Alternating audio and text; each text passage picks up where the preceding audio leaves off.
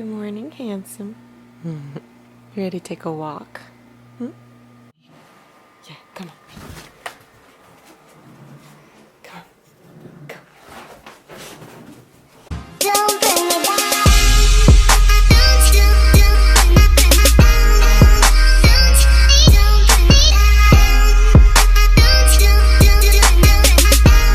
Hey guys, welcome back to my channel. It's your girl Meri Elle, and I am back with another video. If you have not done so already, go ahead and hit the subscribe button down below and subscribe to my channel, or our channel, I guess I should say. And go ahead and give this video a thumbs up for me if you can. So in today's video, I am taking you guys along with me and just kind of showing you what we do on a daily basis and what it's like living with a pit bull.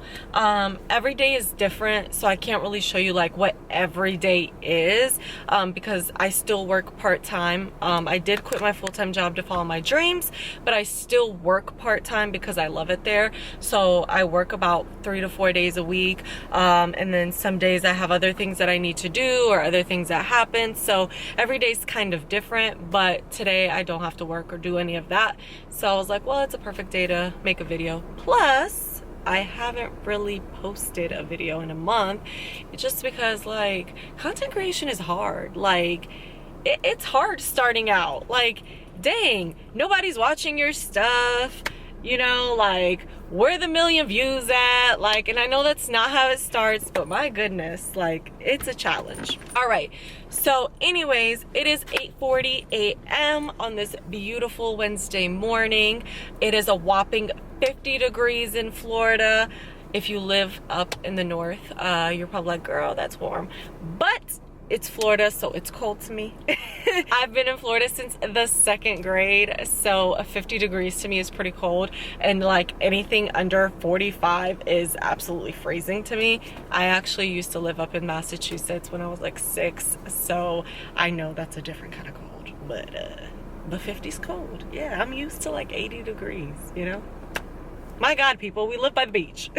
We just got to the park. We're going to take a quick walk, and then I'm going to try to see if any of the fields or courts are open so I can just close the gates, let them run around, have some fun.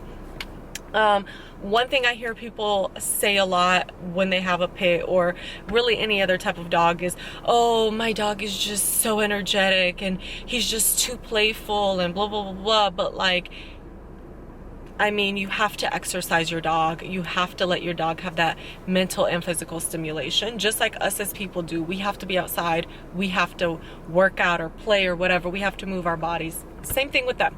So it's very important that you allow them to do the same thing, especially when they're a puppy. So yeah. All right. Also, I have my little, I've turned this into his doggy bag. So I'm going to show you what I carry on in here. I have my wallet and my keys, you know, normal stuff because I have to get out the house and drive. I do have a poop bag. Always bring a poop bag with me. Sometimes I find 1 or 2 in my purse just because you never know when you might need a poop bag. All right, okay, booby. His water bowl. This is one of his water bowls in the house, so I just bring one of his water bowls. A couple bottles of water for him. It's the fall/winter time, so right now he probably won't need 2 bottles of water when we're out playing. In the summertime though, it was very important to have like 2 to 3 water bottles because it gets so hot in Florida that you know, he could get overly heated or, you know, exhausted and dehydrated and all that good stuff. And then last but not least, a ball of any kind or whatever they like to play with, so you know they can chase and tug and all that great stuff. I just ended up bringing this tennis ball today, but nothing in particular that I bring. Oh, and also one thing I forgot to mention, so he does have his choke collar on, if you cannot tell. So this is a choke collar. I I didn't used to use this as much, but now I do. Choke collars are great when used appropriately and correctly. There will be people out there that say they're inhumane. They're not if you do it right. What it does is it just keeps them in line. It doesn't allow them to pull, and when they do pull, it starts to tug at them, so they know, like, okay, let me stop.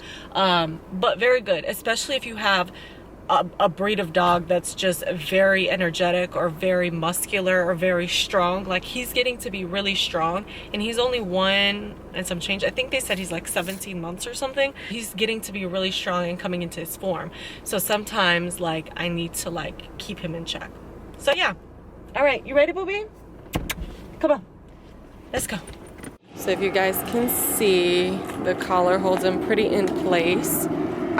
There you go. But to be honest, he's really not a bad dog. He's actually a pretty good dog. He doesn't really pull or do anything crazy except for when he's like super excited or really has to go poop or pee, and he's trying to find the perfect spot. But I could walk like this. So yeah, he's just a really good dog, thankfully. But yeah, the collar does a great thing.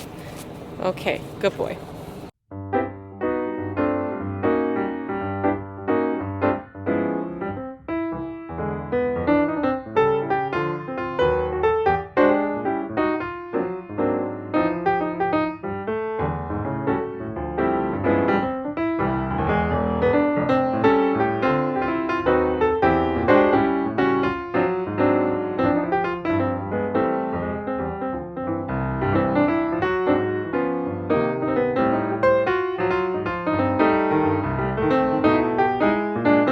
Just take him out in the back. It's very small but very chill.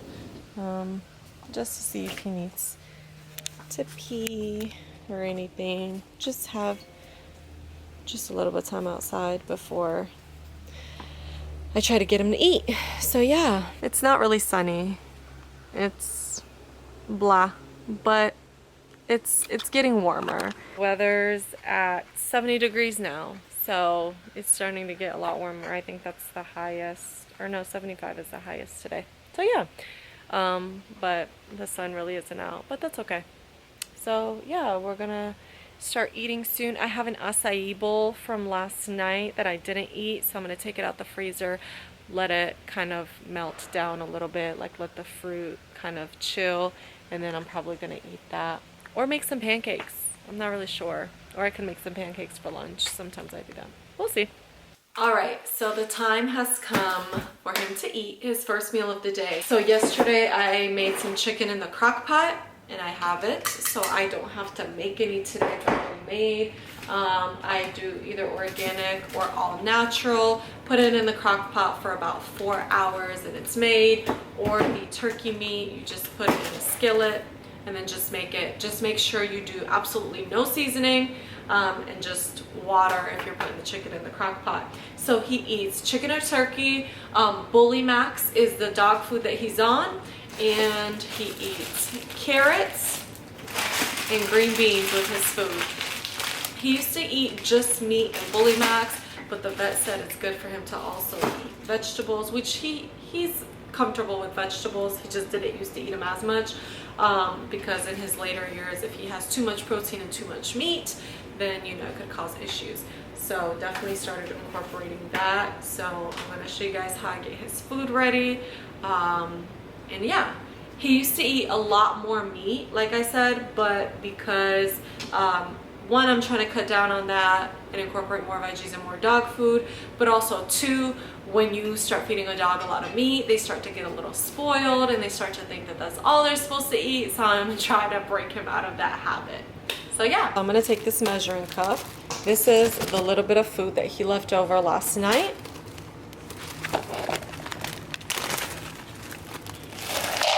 Pour that into the measuring cup. I try to do about 1 cup to 1.5 cups each feeding. He eats twice a day. So his food is actually in my closet because it was downstairs in the storage closet, but the storage closet also has the water heater, and that probably wasn't smart. So he has Pro Series Bully Max food in here, and this is the regular Bully Max food in here. These are capsules that keep them fresh, keep them sealed, so it's good for them. This is really annoying for my dress. Okay, so open this up. If you can tell, this is pretty low on the regular. There's still a good amount in here because this holds about 40 pounds of food, but this one is full. So when this is done, I'll go to this one and then start ordering some more food for him. So right now we are at almost a half cup. We're gonna go in here. Of course, he's all in the way. Oh, wrong way. We're at about a solid cup. I'm gonna put a little bit more, but I'm also gonna incorporate the meat and the veggies, so I don't want to overdo it because, like I said, he's a little spoiled. So we're gonna leave it right there. So, but it's almost at a 1.5 cup. We're gonna try that and see if he eats it all. He may not. Whatever he doesn't finish, I put in for his next feeding. I don't believe in wasting food. Food is absolutely expensive, and yeah, it's a waste of money. I'm gonna take this downstairs. We're gonna pour his Bully Max in the bowl. Make sure you wash your hands before you touch their food, just like you would do with yours. We're gonna take this chicken, we're gonna cut it up for him and put it in his food. All right, so I have his Bully Max and his chicken in here. I forgot to tell you guys, if his food isn't fresh, like if the chicken hasn't come right off the crock pot, or right out the crock pot, or the turkey hasn't just been made, I do warm up his chicken for about 15 seconds, or his turkey, just because I don't want the food to be cold. And then what I'm going to do is I usually break the carrot in half. There's a half one right here. Blend the carrot, and then I'm going to cut a few green beans and then put them in his food. Also, just a rule of thumb, fresh vegetables or frozen vegetables are best for your dog. Canned ones aren't really good, so try to stay away from the canned vegetables for them. So yeah, I'm gonna blend this carrot, just gonna break it up a little bit for him, and then cut a few green beans and then put them in his bowl, and then I'll show you what it looks like after. So this is what it looks like in the end. Also, don't judge my water bowl. This is the only bowl he will drink out of downstairs. So this has become his bowl. So don't judge me. People who have dogs, I'm sure it's the same with kids, you can buy them the most expensive thing ever and they want what they want. So that's the only bowl he'll drink out of. That's the bowl he's gonna get. And then this is his food. So it's all ready for him to eat. I make his food. I always let him know it's time to eat. Good boy. And then he'll go eat his food. He is eating his food. Hopefully he eats a good amount, but we'll see. All right, so he is all done with his food. He ate a pretty good amount, which I'm happy about. But usually in the daytime, like his first feeding, he usually leaves leftovers like this. Nighttime, I feel like he's more prone to eating most of his food or all of his food. I guess just because the day's gone on and he's been active and all that. But yeah, he's eaten his food, so I'm gonna go ahead and clean up around because he's a very messy eater. And then I'm gonna go ahead and make me some food. So I have my plant-based breakfast patties, because if you know me, you know I don't really eat meat. I'm not 100% vegan, but I try to be as plant-based as possible. Have my little pancakes. I do not make them from scratch by any means. And then I have my pure maple syrup. There's not a lot left, which is fine. I'll probably use the rest of this and then go buy some more when I need it. But yeah, I'm gonna go ahead and make me some pancakes.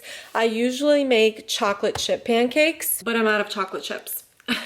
I love chocolate, so I can put chocolate chips on anything. So I'm just gonna make some regular pancakes with some plant-based breakfast patties. I do have some Nutella. This is a very foreign thing, I feel like. None of my American friends like Nutella. All of my foreign friends love Nutella. So I have let him go out in the back, run around and play, dig holes, whatever he wants to do, because after he gets done doing that and I clean up and I make my food and all of that and I get settled, he usually starts to like wind down a little bit and then take him like a little afternoon nap. It's 11:40, so